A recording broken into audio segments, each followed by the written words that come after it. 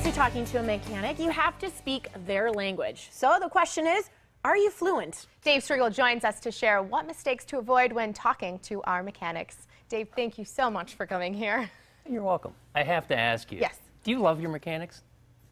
Well, I don't really, do we really have one? I'm not saying, take it all over the place. Go to the extreme like my wife did 27 years ago and Marry marry your mechanic. Thank you, Lisa. I appreciate that. But, you know, your mechanic can be your best friend if you know how to talk to them. So, in all my 30 years of experience, what I've found is people continue to make the same mistakes over and over and over again. So I wanted to give you guys a couple of ideas, 3 mistakes to avoid when you take your car to a mechanic. I'm all ears. Yes, So, I know.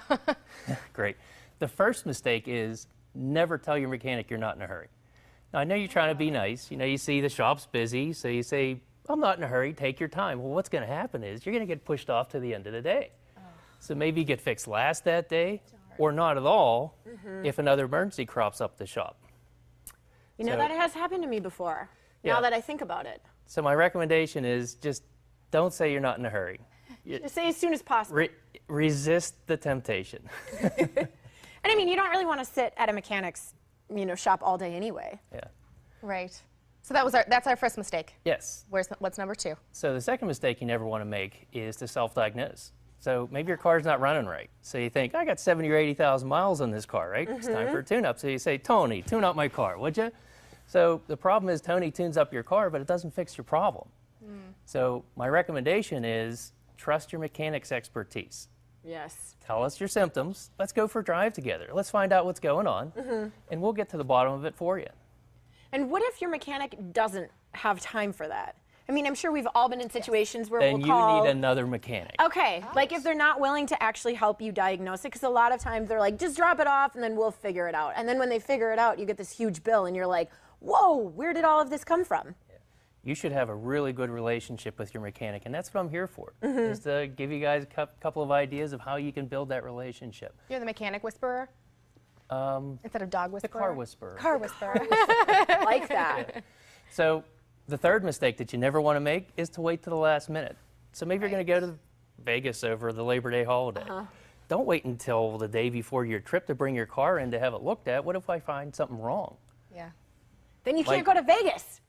It might take another day or 2 to get the parts for it. We've pushed your vacation off. Yeah. Your kids aren't going to be happy.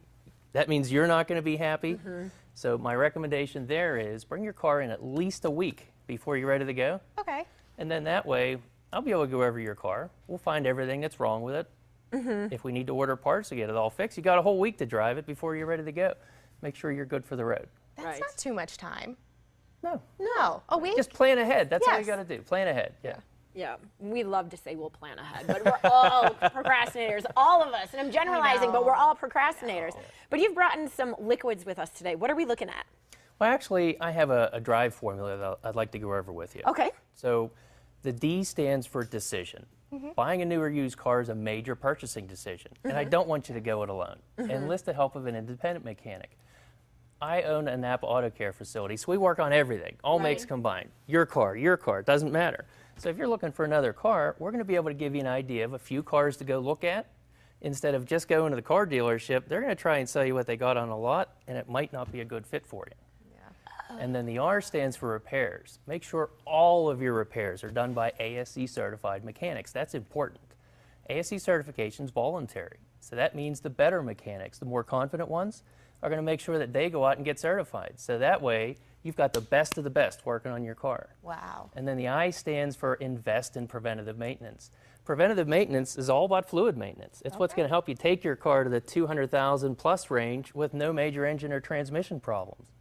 And then the V stands for visual. Remember when you saw that car in the parking lot? It was beautiful, bright and shiny and clean. Yeah. Well, keep that love affair going with regular spa days. Take it in twice a year for a fresh wax job. If you're going to have it running that long, it might as well look beautiful too. That's true. And then the E stands for enjoy. You found the car of your dreams. You've been keeping it running great. It looks awesome. Get out there and enjoy it. You might as well take advantage of it. You really hit something for me because I'm somewhat in the process of looking for a new car. Okay. And I like the fact that you said talk to a mechanic about different types of cars, because I'm sure you could probably rattle off 5 different kinds of cars that are in the shop notoriously. kind of all the time, that it's like, oh, I could really use the services of a mechanic to just ask some important questions. You know, like, what is a good family car? What is a good car that could take me beyond 200,000 miles if I do the right things without a ton of repairs? Yes. I've been passionate about working on cars for 30 years and helping my clients find the right vehicle. Yeah. What happens is you go out and buy a car on your own, and you buy the wrong car. Exactly. And by the time it's paid for, now you think, I got all this money invested, I got to keep this piece of crap. So trust an independent mechanic. We work on everything. We'll find the right one for you. Dave, wonderful advice. Thank you so much for joining us today. Oh, you're welcome. To get Dave's top 10 new or used car picks, best buys that are easy to fix and easy on a budget, or for free, visit davestriegel.com. That's davestriegel.com. When we come back, we'll meet the organization that was awarded Journal Broadcast Group's Community Partner Grant for August, and who helps local libraries have the resources they need to serve anyone who enjoys reading and learning. We'll be right back.